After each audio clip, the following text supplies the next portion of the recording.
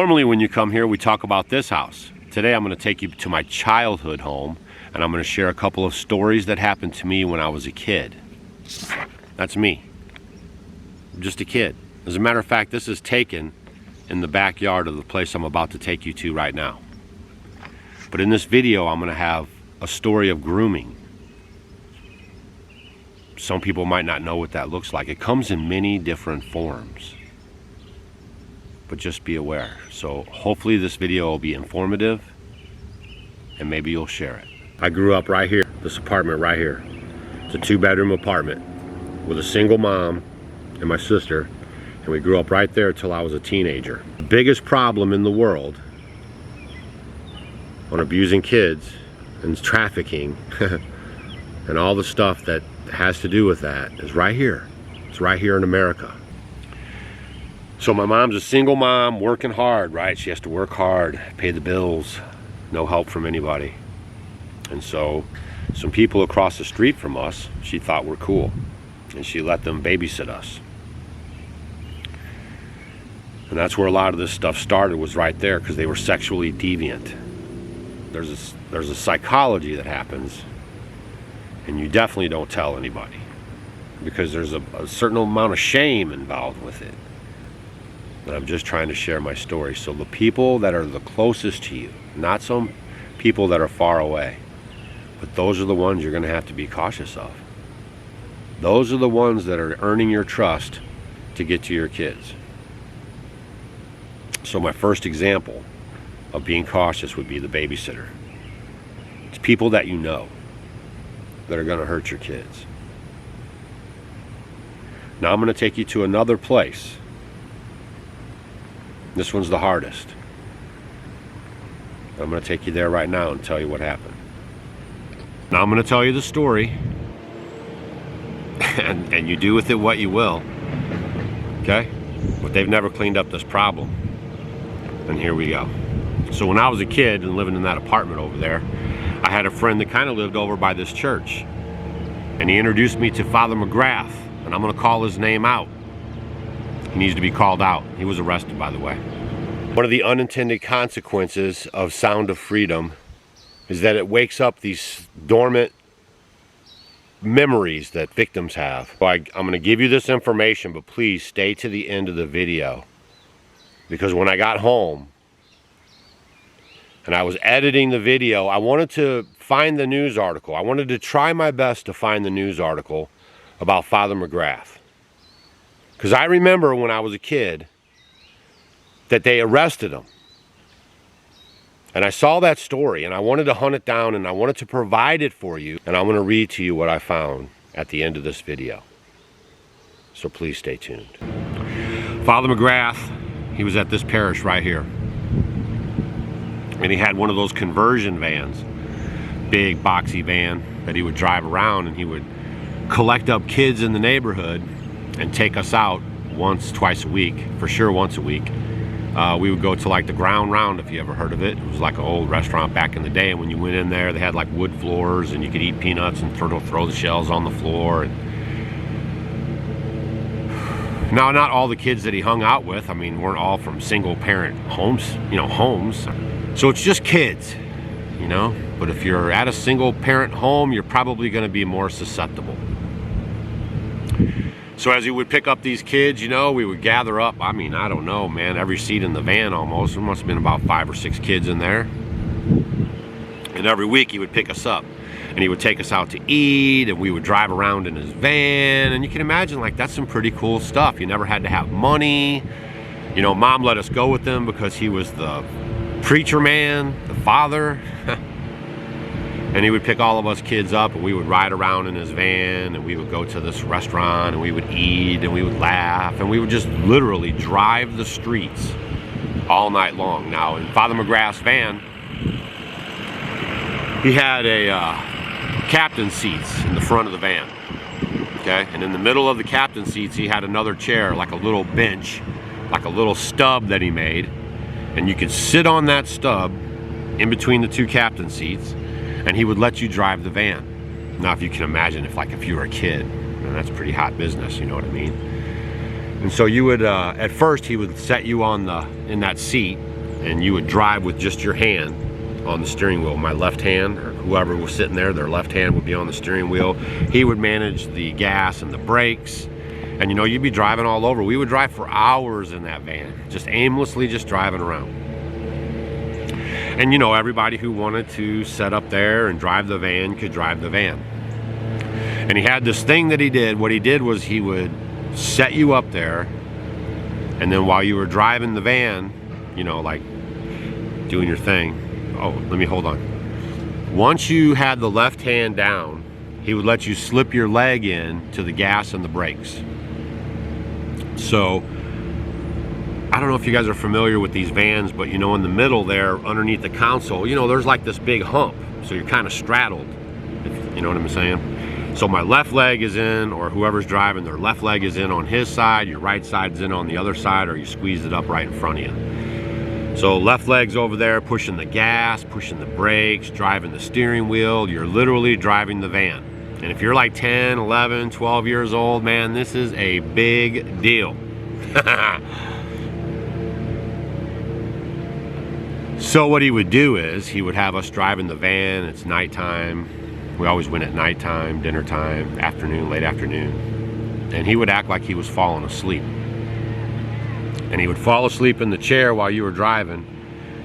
And then he would take his hand and he would drop it down upon your leg.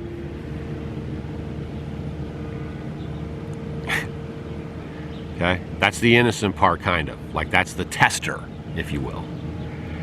So he drops his hand down on your leg, and then you either, you know, push it out of the way, or you think maybe he's sleeping, it just fell, whatever. Nobody's making a big deal out of it. It happened, push his hand off, you know what I mean? Like, we're just kids. Then he organizes this big trip to Colorado. We went to Estes Park, Colorado. Mom let me go on that trip.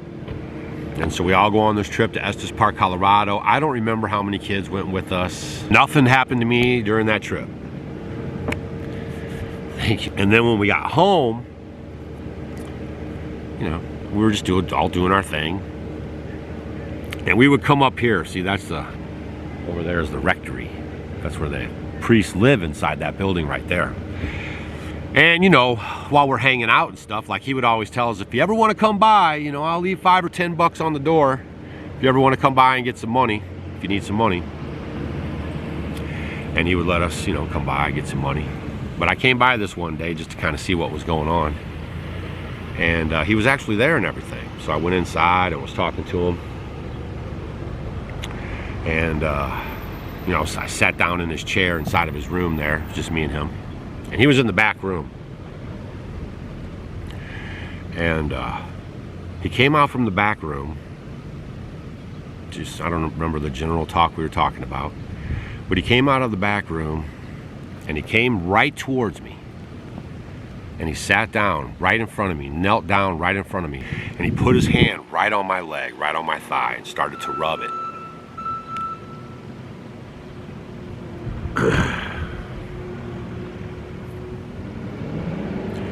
And I took his hand off of me. And I told him, no. And I got up and I left.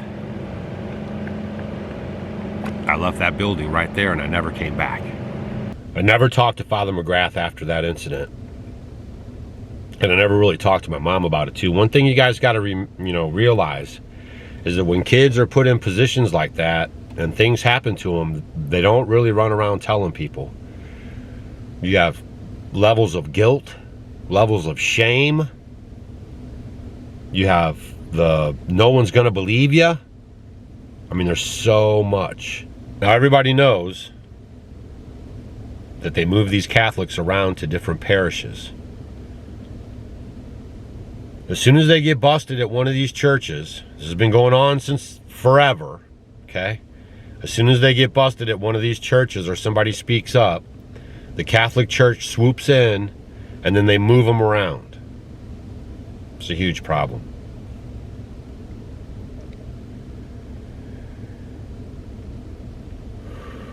So what happened was also, a little bit later on into the future, they actually arrested Father McGrath because on that trip in Colorado, He actually molested one of the boys there when the boy came forward and told on him.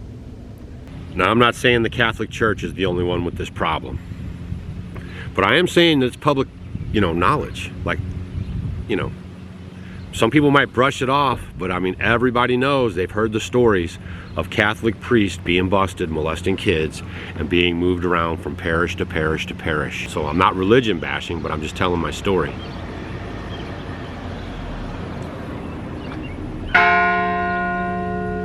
And hopefully it rings a bell with you.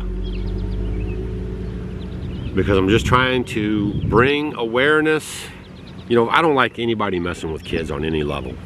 And now you know why, okay? The babysitters and friends of the family are your #1 suspects. The religious people that you have in your life, I'm sorry to say, could be suspect. So you have to watch out for your kids. You have to vet the people that you send them off with, okay? Just because somebody has a collar on their neck, or just because somebody has a, Bible study bus that they pick you up in, just because they live across the street and they have kids, doesn't mean they're safe for your kids. The U.S. government was the #1 trafficker of kids in the world. So you may know that children were coming to this country from other countries. We were taking them into the care, HHS, and then delivering them to sponsors, unvetted sponsors throughout the United States. So because one whistleblower came forward and because one organization was willing to tell the truth, I was able to then uncover and report that the U.S. government is the middleman in a large-scale, multi-billion-dollar child trafficking operation. We literally have government-sponsored, taxpayer-funded child trafficking. This article is from 2017, you guys. I literally melted down when I found these news stories on the internet last night after I did this video. I don't revisit that. All right, I'm only doing this to possibly help somebody. The one thing I wanted you to pay attention to the most of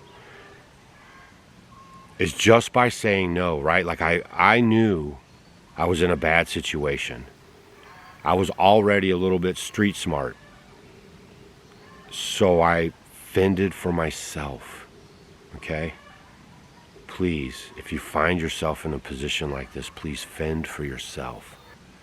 Even if you have to fight your way away, do your best. Man, it's a hard thing to do, I'm telling you. And when I got home last night and I started looking up this guy, it just makes me sick to my stomach. And this article is from 2017. And I'm going to read to you what it says if you want to stay around. New lawsuits allege priest molested teenagers. A St. Louis priest molested teenagers. Accusation by 3 men and a woman on Tuesday brought to 7 the number of civil suits claiming that Reverend Michael McGrath molested children. Archdiocese of St. Louis and covered it up. One of the new plaintiffs claiming abuse is the brother of a man whose death earlier this year was blamed in a wrongful death lawsuit alleging sexual abuse by Father McGrath.